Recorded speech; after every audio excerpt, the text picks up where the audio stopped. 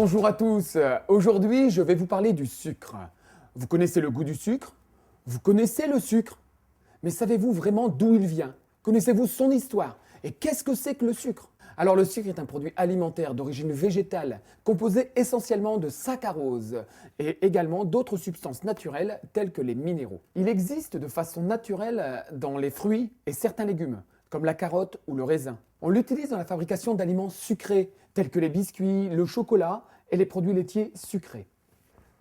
Le sucre que l'on connaît existe sous plusieurs formes. Le sucre en poudre, le sucre en morceaux, la cassonade, le sirop, le caramel. Tous ces produits contiennent du saccharose.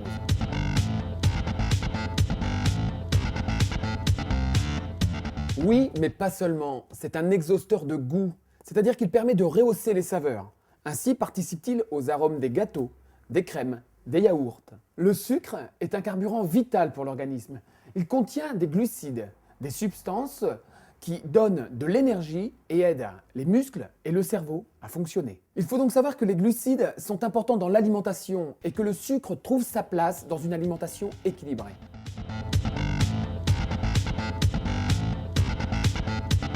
C'est une très bonne question.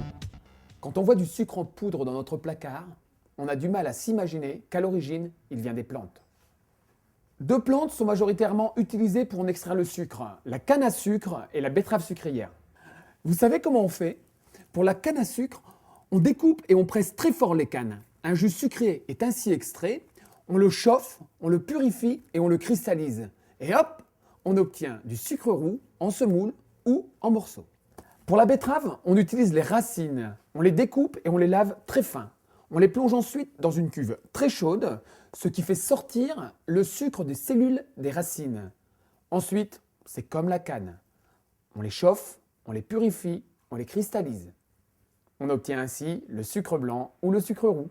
Tout cela se passe dans des grandes usines, mais tous les procédés sont naturels afin de respecter la nature du sucre.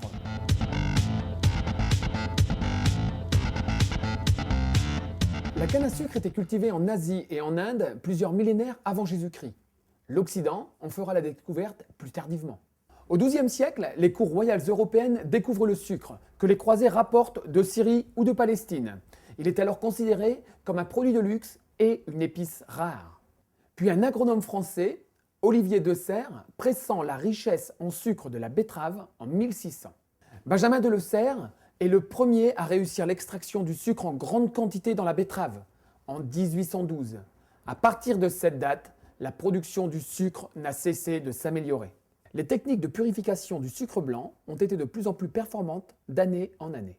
Aujourd'hui, on produit 161 millions de tonnes de sucre par an dans le monde. Vous vous rendez compte? Ça fait beaucoup de betteraves et de canne à sucre, n'est-ce pas?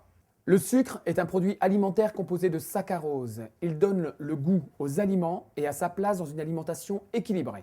Il est d'origine végétale, canne à sucre et betterave, dont on l'extrait simplement. La production de sucre en grande quantité a débuté dans nos anciennes colonies au XVIIIe siècle, avec la canne à sucre.